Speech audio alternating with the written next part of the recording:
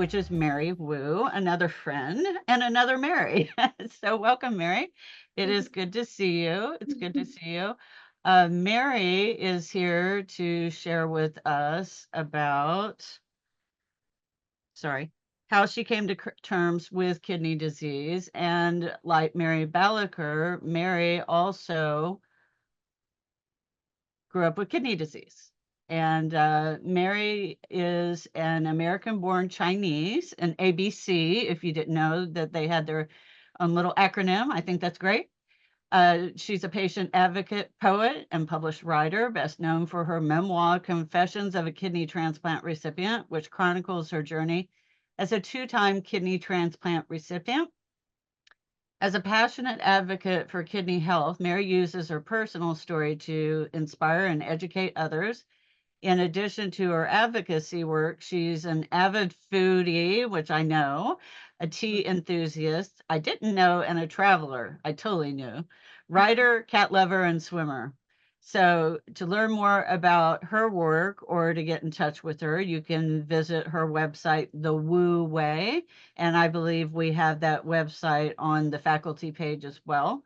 So with no further ado, Mary, please share your story. Well, thank you so much, Sharon. I just really want to thank Renal Support Network. It's awesome and awe-inspiring to just be in the company of so many, inspirational and educational individuals. So thanks for having me. And the what I wanted to share about denial and how we grapple with or deal with certain emotions. But before I get into that, let me just share a little bit about my story. So, as Cher mentioned, I'm a two-time kidney transplant recipient. She definitely got the ABC part right, American-born Chinese. You can Google it. And so I've been dealing with kidney disease basically since the 1980s. So by the time I was 3 years old, my kidneys just went defunct. I was born healthy or what appeared to be healthy. And I think all of us, or maybe not all, but we have had situations where it's like you're ready to end stage, it's an emergency, and you just find out all of a sudden. I mean, everyone's story and situation is different, but that was certainly my story.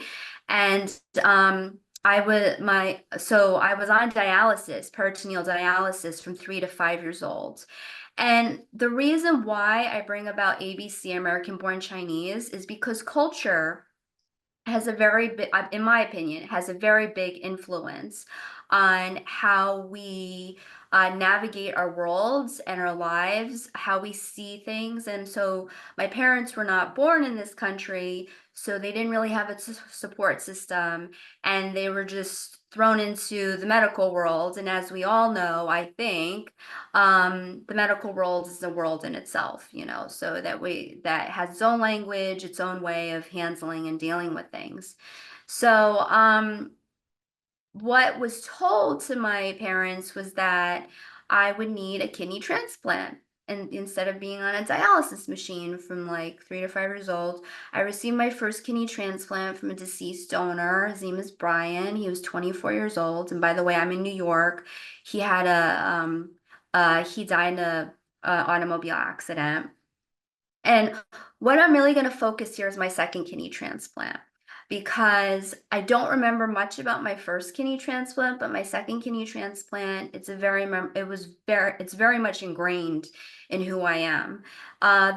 So I remember being told by the time I was 10 or 11 years old that my first kidney transplant was failing.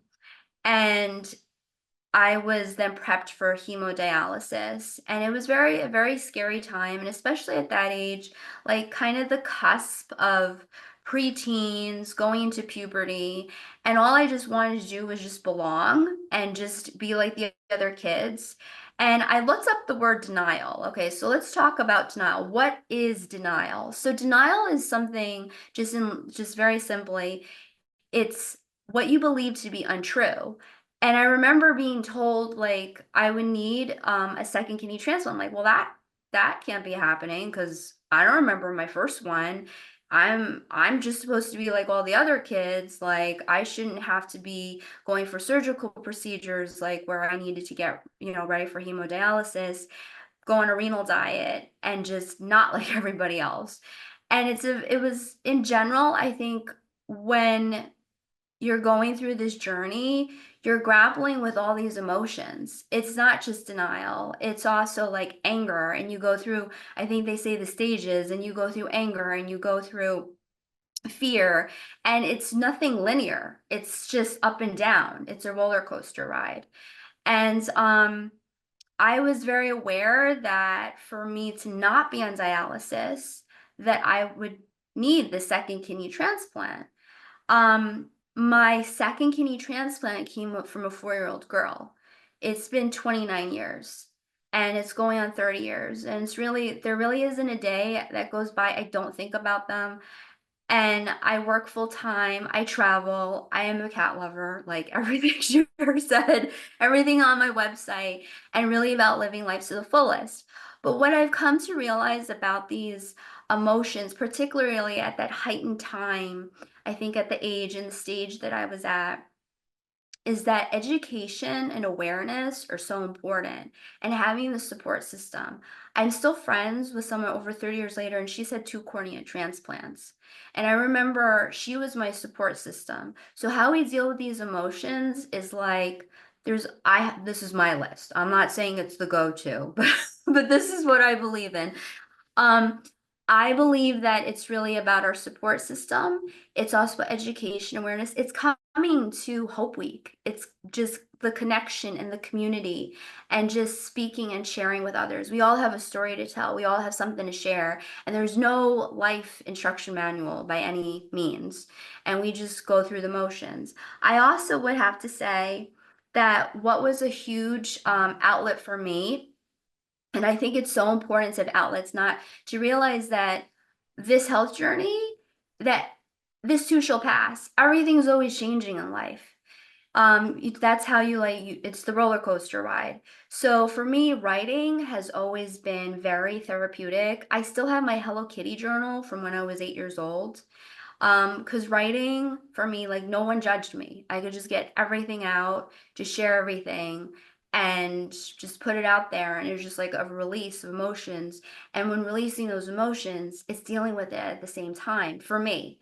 Other people have other outlets. Maybe it's creativity, maybe it's arts and crafts, maybe it's music, maybe it's like reading books, or just maybe it's also just being by yourself too.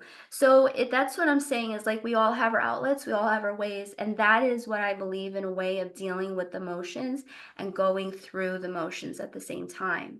Um, I think I'm just gonna like end here. I don't want to take up so much time because I think Cher mentioned that we're also behind, and I don't and but what I just really want to emphasize is your story, your experience, your emotions, your outlets, the way you go through life. It's just incredible. And sometimes it's hindsight 2020.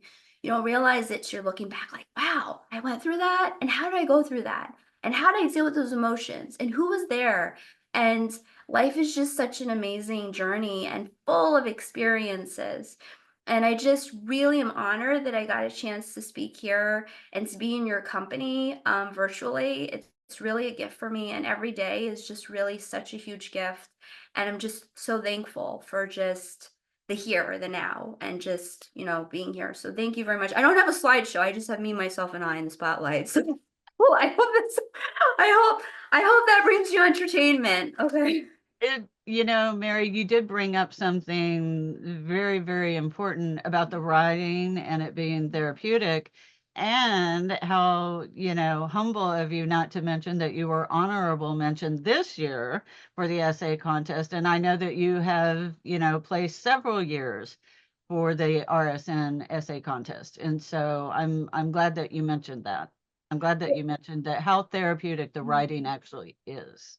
Yes, and it's so wonderful that Renal Support Network has tons of resources. Like it's just amazing, and that's what I was really honing in on. That's what I'm really trying to highlight and bring to light is sometimes like I don't want to talk about it because of the denial or the anger. I don't, and I just want to do something maybe with crafting or just music or just escape. Swimming, I swim 3 to 5 days a week. Mary, also Balaker also mentioned the transplant games. I've competed in the transplant games too. We are not, well, My opinion, we're not defined by kidney disease. It's a part of us, but it's what we make of it and how we move forward in life, and just to just to keep it moving and keep on going and everything. And it's a wonderful gift, and I hope everybody has outlets and sparks and ways to just move forward, and keep on going in life. And I did write a book too. I know I'm like I feel like Mary, getting married square. It's like Mary squared. But yeah, I wrote, like, Sharon mentioned, Confessions of a Kidney Transplant Recipient. It was in 2013, and now I look at it and I'm just like, wow, it's really a great paperweight and a really great weapon, because it's like over 500 pages long of just getting everything out, all my sordid affairs. But that's just like my proof how writing was just my way of like going through it. That's fantastic. And so I would like to thank Michelle, Mary Bolliker, and Mary Wu for giving us your insight.